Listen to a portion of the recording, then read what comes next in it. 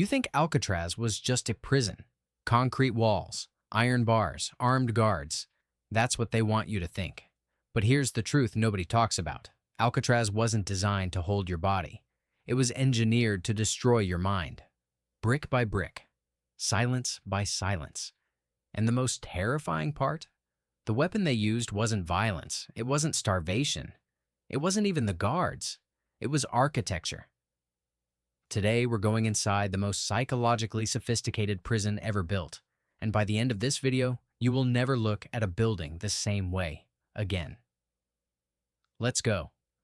When most people hear Alcatraz, they picture Hollywood, Clint Eastwood, escape attempts, gangsters in striped uniforms, Al Capone, Machine Gun Kelly, The Rock. Cool, cinematic, almost romantic. But that's the story they sold you. The postcard version. The version that fills tourist boats every single day as they cruise across San Francisco Bay. Cameras out laughing. Here's what the tourists don't ask. Why did so many men go insane there? Not escape, not die. Go insane. Of the 1,576 inmates who passed through Alcatraz between 1934 and 1963, a staggering number developed what guards quietly called the Alcatraz Blues. A psychological collapse that had nothing to do with physical punishment. No torture chambers, no medieval conditions, just a building. So what was actually happening inside those walls? To answer that, we need to go back to the very beginning. We need to follow one man, one day, one cell. It's 1937. You've just arrived at Alcatraz. The ferry ride from San Francisco takes 12 minutes. 12 minutes across one of the coldest, most current-ridden stretches of water on the American coast. Water so brutal that even Olympic swimmers wouldn't survive it for long. You look back at the city, and the city looks enormous, alive, glittering. Then the island swallows you. You're processed, stripped, numbered, and then you're walked down a corridor the guards call Broadway, a long central aisle between two rows of cells. 3 tiers high, sounds bouncing off every surface like the building itself is watching you. And then you see it. Your cell. 5 feet wide, 9 feet long. That's it. That's your world now. Smaller than most American bathrooms. A bed, a sink, a toilet, a small shelf. You sit on the edge of the bed, and you notice something immediately. Something that will haunt you for every single day of your sentence. You can hear everything.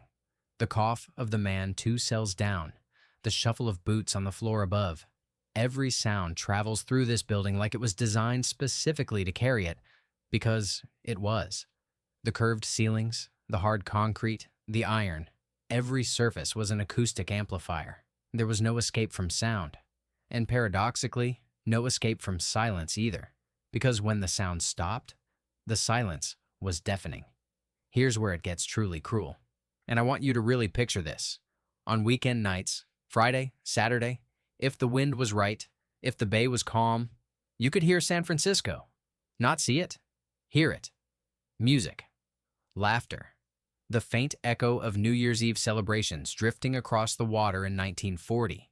People dancing, people free, people eating in restaurants, drinking in bars, living their lives 1 mile away.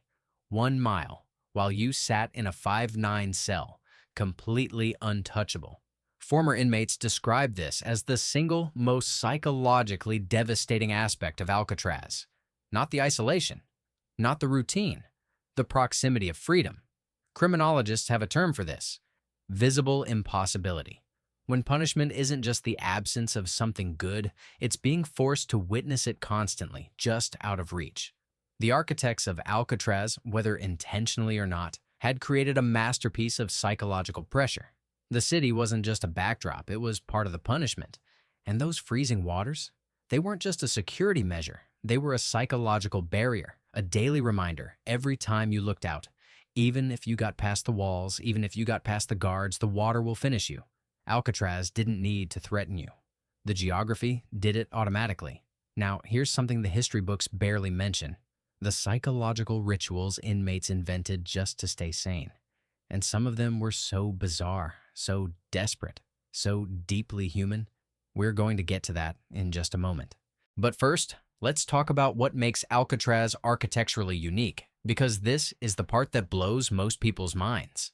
The main cell block, Building 64, was originally a military prison, reinforced and redesigned in 1934 specifically for the Federal Bureau of Prisons. And the redesign wasn't just about security, it was about control through environment. The cells were arranged so that natural light entered at specific angles, enough to see, never enough to feel warm. The exercise yard was designed to give inmates a perfect view of San Francisco's skyline every single day. The dining hall, one of the few places inmates could interact, was acoustically designed to prevent private conversation. Sound carried too well. You could never truly whisper. And the famous treatment cells, the isolation unit known as the hole, were completely dark. No light, no sound, no sense of time. Inmates who spent extended time there reported losing track of not just days, but basic reality. One former guard later said, "We didn't need to lay a hand on most of them. The building did it for us." Did the architecture actually work as intended, or did it accidentally create something nobody expected? We're almost there. So how did men survive this? Some didn't, mentally.